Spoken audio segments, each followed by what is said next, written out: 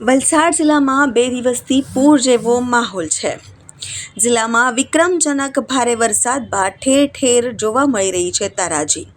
મધુબન ડેમમાં ભારે આવકના કારણે 2.5-3 લાખ ક્યુસેક પાણી છોડાયું હતું। મધુબન ડેમમાંથી રેકોર્ડ બ્રેક પાણી છોડાતા દમનગંગા નદીમાં ભયાવક દ્રશ્યો જોવા મળ્યા। વાપી પાસે દમનગંગા નદીએ વટાવ્યા હતા કિનારા। દમનગંગા નદીના રૌદ્ર સ્વરૂપના કારણે નદીનું કિનારે ભારે નુકસાન થયું છે। નદી કિનારે આવેલ ડામર રોડને ભારે નુકસાન થયું છે।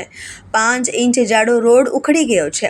દમનગંગા બ્રિજની બાજુમાં પણ ઘણું નુકસાનીના દ્રશ્યો જોવા મળ્યા છે।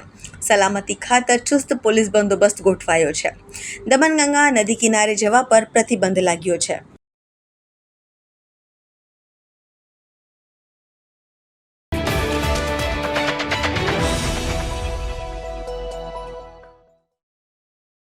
વલસાડ જિલ્લામાં પૂર બાદ ભયાનક તારાજીના દ્રશ્યો। 2 દિવસમાં પડેલા વિક્રમજનક વરસાદના કારણે ઠેર ઠેર નુકસાની।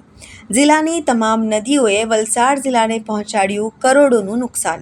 વાપી પાસે વહેતી દમનગંગા નદીમાં તંત્ર દ્વારા છોડ્યું હતું 3 લાખ ક્યુસેક પાણી। દમનગંગા નદીના ધસમસતા પ્રવાહના કારણે વાપીના નાના ઉદ્યોગોનું કરોડોનું નુકસાન થયું છે। દમનગંગા નદી કિનારે આવેલ રોયલ ઇન્ડસ્ટ્રીયલ હબમાં પૂરના કારણે કરોડોનું નુકસાન થયું છે। તંત્ર દ્વારા અચાનક 3 લાખ ક્યુસેક પાણી છોડાતા રોયલ ઇન્ડસ્ટ્રીમાં વહી હતી નદીઓ। 90 જેટલા સ્મોલ સ્કેલ ઇન્ડસ્ટ્રીના શેડમાં 10 ફૂટથી વધારે પાણી ભરાયા હતા। વારંવાર નુકસાની વેઠી રહેલા ઉદ્યોગકારોની સરકાર તરફ નુકસાની પેકેજની આશા। જિલ્લામાં પડેલા વિક્રમજનક વરસાદના કારણે સર્જાયેલ પૂરની પરિસ્થિતિના કારણે ઉદ્યોગકારો થયા બરબાદ। રૂપેશ પુરોહિત હાઈટેક કેલિબ્રેશન ગાલા નંબર 60માંથી બોલું છું। અમને અમારા ગાલામાં 10 થી 12 ફૂટ જેટલું પાણી ભરાઈ ગયું હતું પરમ દિવસે રાત્રે 2 થી 2.5 ગાળામાં, એટલે કંઈ પણ ચાન્સ મળ્યો નહીં। એને લીધે અમારું ઘણું બધું નુકસાન થયું છે। 80 લાખથી 1 કરોડ જેટલું નુકસાન થયું છે અને એ તંત્રની જાણકારી વગર હોવાથી અમારું એ નુકસાન અમે નહીં તો બચાવી શકતે જો તંત્ર જાણકાર કરતે તો। અને આજે સવારથી અત્યાર સુધી પણ કોઈ તંત્ર અહીં ફોન પણ કે કોઈ તસદી લેવા આવ્યું નથી અમારી। અને અહીં આ રોયલ ઇન્ડસ્ટ્રીયલ હબમાં 90 જેટલા ગાળાઓ છે અને બધાને 50 લાખથી 1 કરોડ 2 કરોડ જેટલું નુકસાન થયું છે। એટલે ટોટલ અહીં 80 થી 100 કરોડ જેટલું નુકસાન થયું છે વેપારીઓને। હું ધર્મેશ પુરોહિત, અમારું આ રોયલ ઇન્ડસ્ટ્રીયલ હબમાં ગાલા નંબર 60માં અમારું હાઈટેક કેલિબ્રેશન આવેલું છે। અહીં ટોટલ પૂરા ઇન્ડસ્ટ્રીયલ એરિયામાં 90 જેટલા ગાળા છે ને અહીં 12 થી 13 ફૂટ જેટલું પાણી હતું। રાત્રે અહીં બધી જ ગાડીઓ મારી પણ આ ઇકો ગાડી છે ડૂબેલી હતી। ઘણી બધી ગાડીઓ લગભગ 40 થી 50 ગાડી તરતી હતી। અંદર મશીનરી અમારું પોતાની લગભગ 80 લાખથી 1 કરોડનું નુકસાન બને છે। આખા 90 ગાળામાં મળીને લગભગ નહીં કરતા ઘણા 80-90 કરોડ જેટલું હશે, કારણ કે ઘણા તારા 2-2 કરોડ જેટલું મશીનરી મોંઘી છે તે ડૂબી ગઈ છે। આ બધી સ્મોલ સ્કેલ ઇન્ડસ્ટ્રીઝ અહીંયા આવેલી છે અહીં, પરંતુ કોઈ પણ અધિકારી, કોઈ પણ સંસદ સભ્ય, કોઈ પણ ધારાસભ્ય એ આવવાની એ તકલીફ લીધી નથી। તો તેઓ આ બધું તમારા માધ્યમથી આ જોઈને કંઈ અમને સહાય કરે એવું અમે આશા રાખીએ છીએ। પૂર જેવી પરિસ્થિતિ નહીં, પૂર એટલે ઘણું મોટું ફ્લડ કહેવાય। આ તો જે ડેમ તૂટી જાય ને જે પાણી ધસી આવે ને તે રીતે આ પાણી ધસી આવ્યું રાતોરાત। કોઈ પણ અમને જાણકારી નહીં હતી, નહીં તો અમે ઘણું બધું અમારું બચાવ કરી શક્યા હોત। रविंद्र कुमार चंदन खेड़े मेरा यूनिट है यहाँ पे। ये दमनगंगा नदी के किनारे है रॉयल हब इंडस्ट्रियल एस्टेट। यहाँ पे ऐसे टोटल 90 यूनिट है और ये पूर की परिस्थिति जो हुई है ये परसों रात को हुई है, जो कि हमको पता भी नहीं था। हम पिछले 6 साल से यहाँ पे है और अभी 6 साल में हमको कभी ऐसा प्रॉब्लम आया नहीं। इसके लिए हमने वो टेक केयर नहीं किया, क्योंकि हमको बताया भी नहीं कि पानी छोड़ने वाले हैं मधुबन डैम से या कहीं से भी।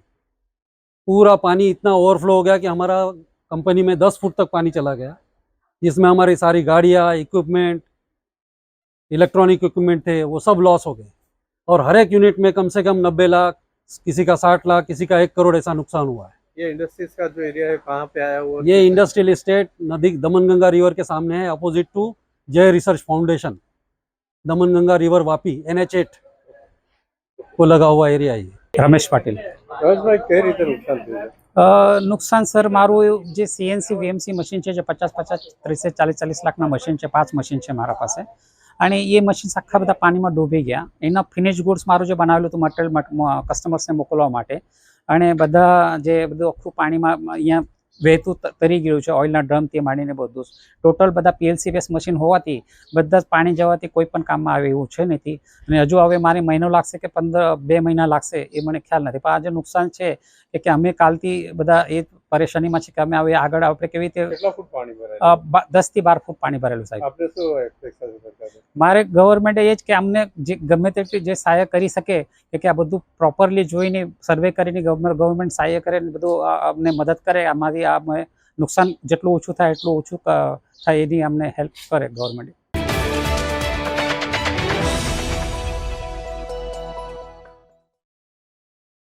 વલસાડ જિલ્લામાં પૂરની પરિસ્થિતિ બાદ સરકાર એક્શન મોડમાં. નાયબ મુખ્યમંત્રીની સાથે રાજ્યના નાણાં અને શહેરી વિકાસ મંત્રી કનુભાઈ દેસાઈ પણ એક્શન મોડમાં જોવા મળ્યા.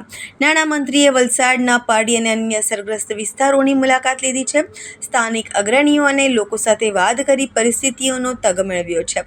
જરૂરી મદદની ખાતરી આપી છે. સરકાર અસરગ્રસ્તોની પડખે ઊભી હોવાના નાણામંત્રીએ આપી હૈયાધરપત. ભવિષ્યમાં આવી પરિસ્થિતિ ન સર્જાય તે માટે આગોતરા આયોજન કરવાની દર્શાવી તૈયારી.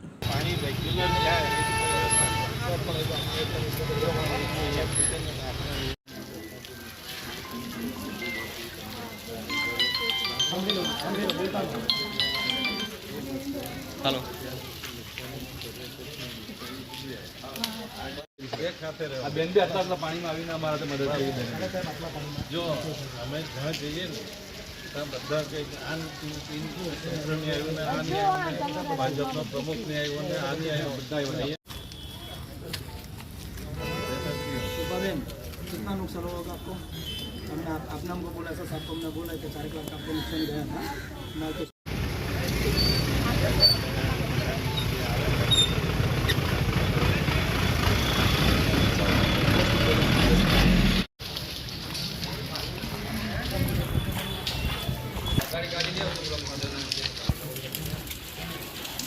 સારું પડે પછી આવી જાય કામથી નીકળી જવા.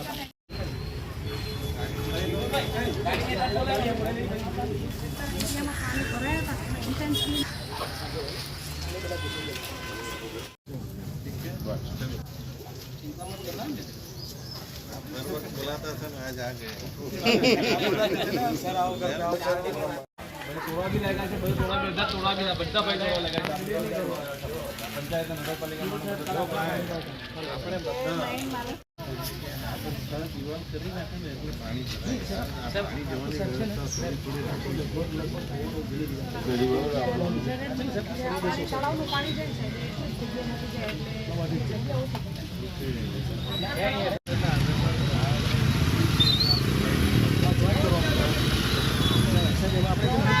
માપવા પડે.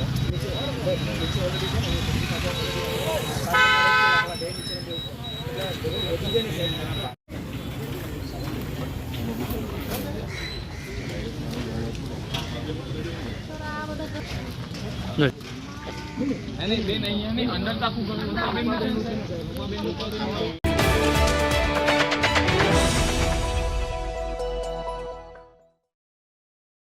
વલસાડના પાડી GIDCમાં આવેલ એક કંપનીમાં લાગી છે આગ. જાનવી પોલિવર નામની કંપનીમાં આગ લાગવાની ઘટના સામે આવી છે. પ્લાસ્ટિક બનાવતી કંપનીમાં ભીષણ આગથી દોડધામ મચી છે.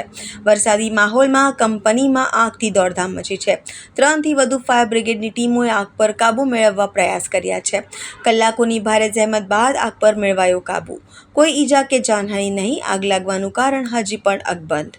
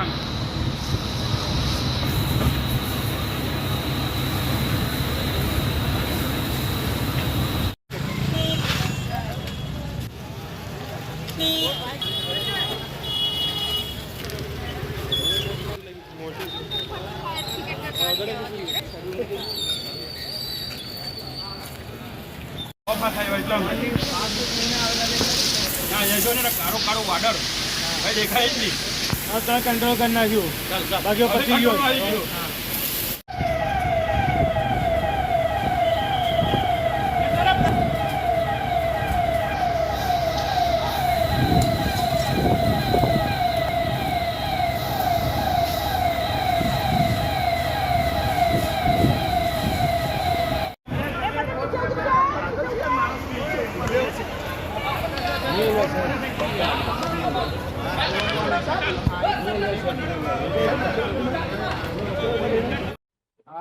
અહીંયા જાનવી પોલિમર નામની કંપની હતી, એમાં આગ લાગી હતી અને એની અંદર ટોટલી વેસ્ટ મટીરિયલ હતું, પ્લાસ્ટિકનું બધું મટીરિયલ હતું અને એમાં આગ લાગી હતી. અમને કોલ મળ્યો એટલે અમે તરત અહીંયા અમારી જે વોટર બ્રાઉઝર છે મોટી ગાડી લઈને અમે આવી ગયા. આગ મોટી હતી જેથી કરીને અમે અતુલ લિમિટેડ અને વલસાડ નગરપાલિકાની ટીમને પણ બોલાવી હતી અહીંયા ઘટના સ્થળ પર. હાલ પરિસ્થિતિ કંટ્રોલમાં છે અને કંપનીની અંદર પ્લાસ્ટિક જ છે બધું, વેસ્ટ મટીરિયલ છે આખું કંપનીની અંદર.